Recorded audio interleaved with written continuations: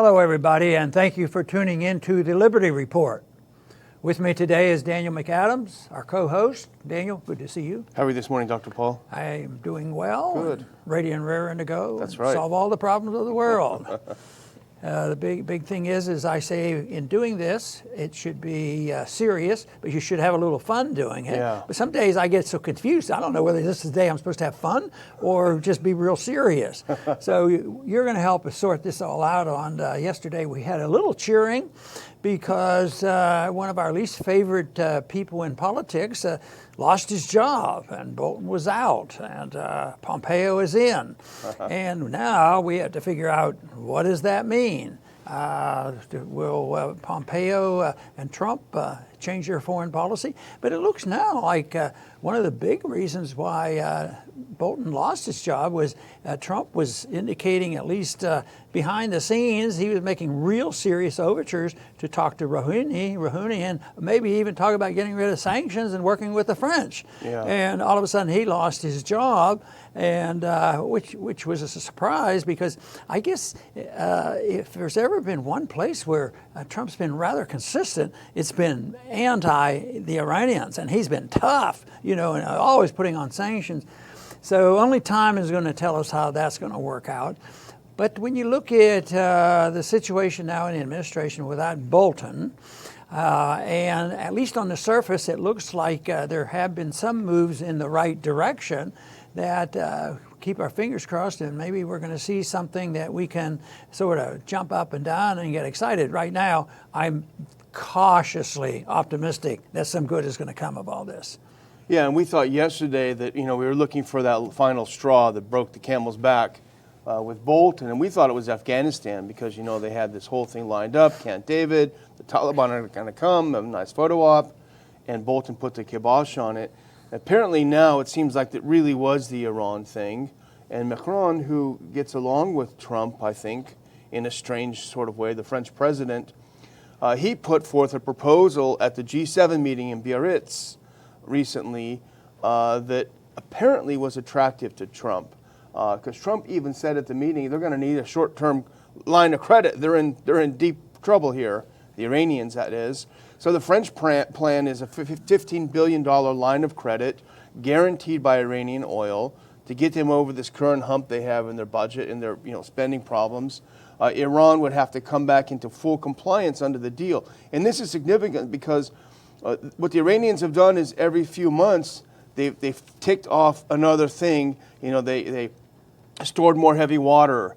They want to open more centrifuges. They're doing these things to say, hey, if no one else is going to abide by the deal, then we're not going to do it either. So they would have to reverse that, agree to not threaten Persian Gulf, but more importantly, the U.S. would also have to issue waivers on some of the sanctions. It's the end of maximum pressure if this deal goes through. Well, we've heard some responses, pro and con, on this, but there are some that you would think they won't be too happy with this. Take Israel, for example. Yeah.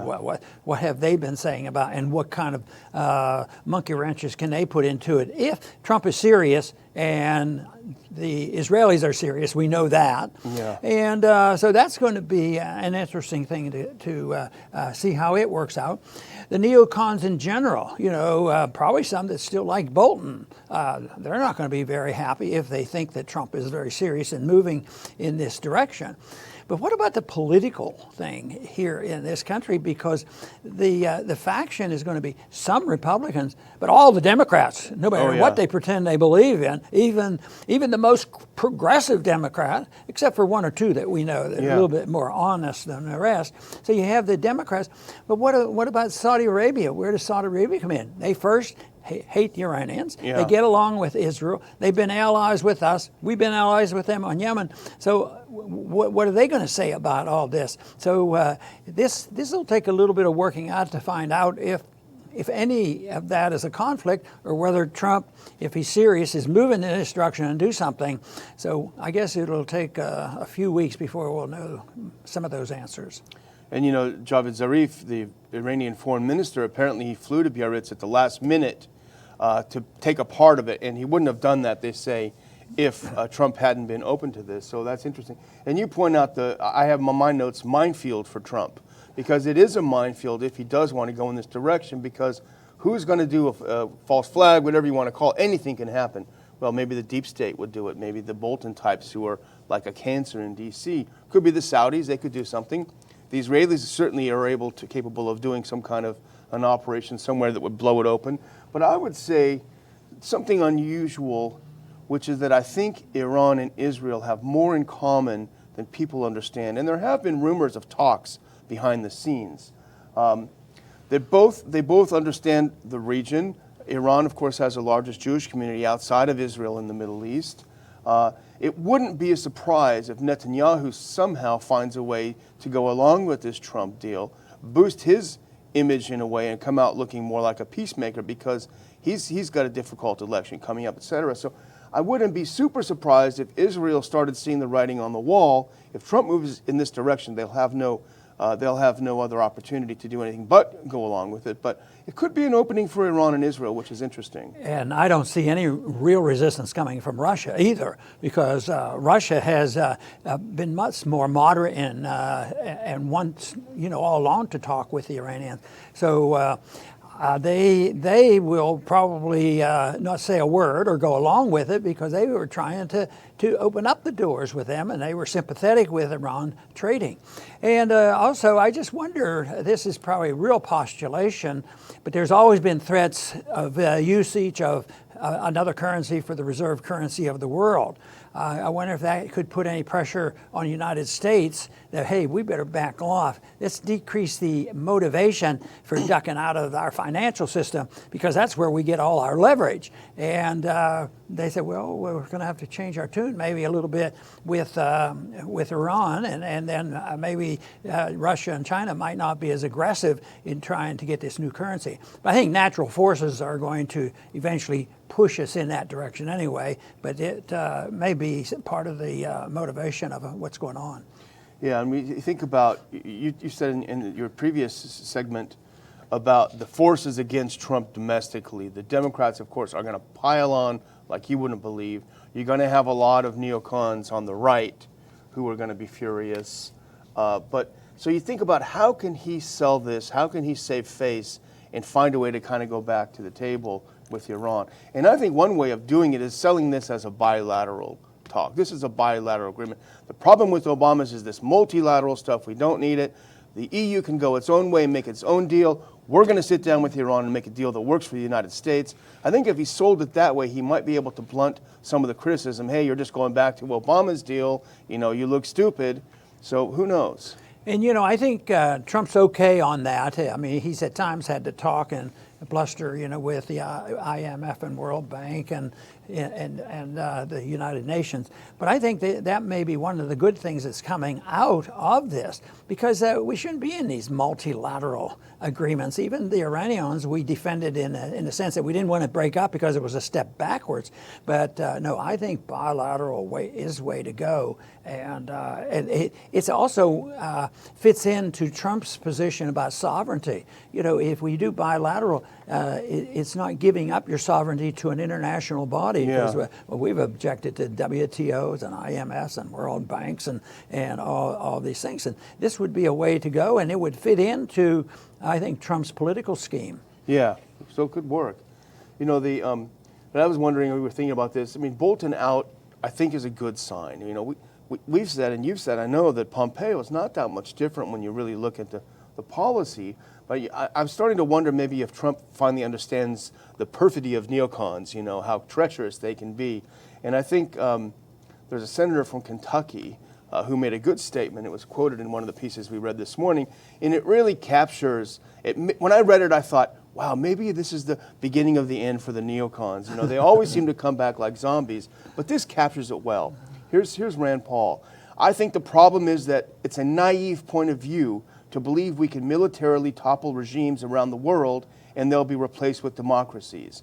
What he did in that statement is tell us all how foolish the neocons really are. They're naive. They're not great strategic thinkers. They're not great chessboard players. They're just naive and foolish. That's pretty powerful. Yeah, I sort of liked it because I think his strategies it looks pretty good because he didn't have to wait for the next golf game. I think Trump, respects Rand, and if Rand puts out a public statement, I don't think Trump misses out. Trump probably hears about that, and he believes. I think Trump really understands that there is a segment out there that is in a contest with the neocons, the libertarian conservatives who are constitutionalists and less war, and the kind of thing that many people made America great type of thing. So I think there are some good things happening there, but I've learned to be cautious and a skeptic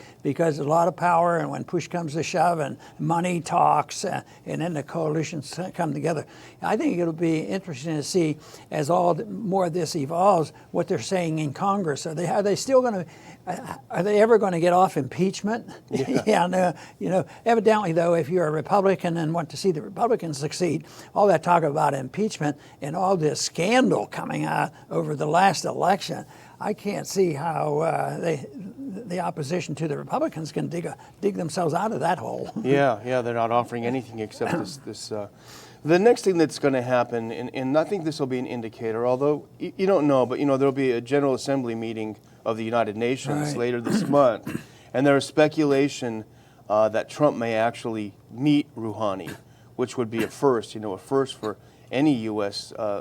Leader for a while. So the idea is, at least from what I've been reading, is that there will be a meeting with Macron and Rouhani discussing the French proposal, and then somehow President Trump will walk in, say hi, shake hands, have a photo op, whatever. It's going to be powerful, and I think Trump likes these kinds of optics. The ones with Kim Jong-un were powerful, when they walked into North Korean territory. And I think he's attracted to these things. I think it suits his personality, and it can't hurt if that's what's going to happen. It would certainly be a good sign. Well, everybody tries to figure Trump out, but I think he likes to shock people, wake them up in the unexpected times. I still think, his first statement with Megyn Kelly has to be one of the biggest political shocks in the world because he did something that 99.9% of the time, if anybody else had done it, that would have been it. It was so shocking and dramatic and anti-PC. So he almost sets people up for these shocks. I mean, if he goes through with this, I'll have to say, well, maybe he has a point on his strategy, but it's boom, boom, boom. Yeah. Okay, I'm your best friend. I love that guy. He loves Kim now. But if it works on moving in our direction, then I will overlook his outbursts and other things. But it really surprised a lot of people. People that are hawkish love it. And then when he turns around, the people are looking for non-intervention. They say, hey, maybe he's coming in our direction. So he gets everybody come in. We'll see what the next election tells us. Yeah, it's interesting. I have to admit, watching Pompeo sticking the knife in, or as you said before the show, pounding Bolton when he's down, was pretty attractive. And I think, although there may not be a lot of difference, I'm thinking that Pompeo was more politically minded. He's a Republican, and Bolton is more ideological. I think he would have worked just as fine in a Hillary administration. It wouldn't have bothered him. And in fact, we may see him reemerge somehow on the Democrat side as they seem to be getting more and more hawkish. I did a little segment yesterday on a different show about how the Democrats are now saying, how dare you get rid of Bolton? Trump, you're terrible. How dare you? Even Pelosi. I think you're just a little more aggressive than I am. You would use knives and I would just use a little pounding. So I'm the peace candidate on this one. Right. But anyway, our goals are very similar. Yeah, well, I would just, again, close by recommending, this is Dr. Paul reminded me of this. Our lead article today, written by Phil Giraldi on the Ron Paul Institute website, ronpaulinstitute.org, is really about how the Russiagate phenomenon still continues even after it's been disproven over and over. It's a good read. It's a short read. I think it's pretty interesting. So go to ronpaulinstitute.org, have a look at that article. Subscribe to our updates while you're at it. In fact, last night we put out our first video from our conference last month, and was we went out of order because the issue was important. We put out Colonel Doug McGregor's talk on how Trump can regain control of his foreign policy in a way that's good for our national security and not having to fight wars all over. So that's also up at the Ron Paul Institute website and also at Ron Paul Liberty Report YouTube channel. So have a look at Colonel McGregor's speech as well. Dr. Paul? Very good. And I want to thank our viewers for tuning in today and just remind them that our program is designed to promote the cause of non-intervention, not only in foreign policy, but on personal relationships as well as economic. And on a day like today, I would say that we don't sound like tomorrow some type of a nuclear holocaust is going to break out. I think the world has been much worse off at times. I think we're slightly better off today than we were yesterday. And I think there's every reason to keep working at it. I meet a lot of people that are optimistic and say in time we'll straighten this out. Others are really, really pessimistic, and a bit of that is justified. But there has to be a balance, but I think the most important thing we do is have a substitute for what we have. If we complain about what we have, and I complain all the time, I want to have a substitution for the foreign policy that Republicans and Democrats pursue. I want to have a substitution for the type of abuse of our civil liberties, like with the Patriot Act. And I'd like a substitution for Keynesian economics, deficit finance, and the Federal Reserve. The issues are out there in the substitutes, and we should move in that direction. I believe we do, and that's what I want to encourage everybody to participate in. I want to thank everybody for tuning in today to the Liberty Report. Please come back soon.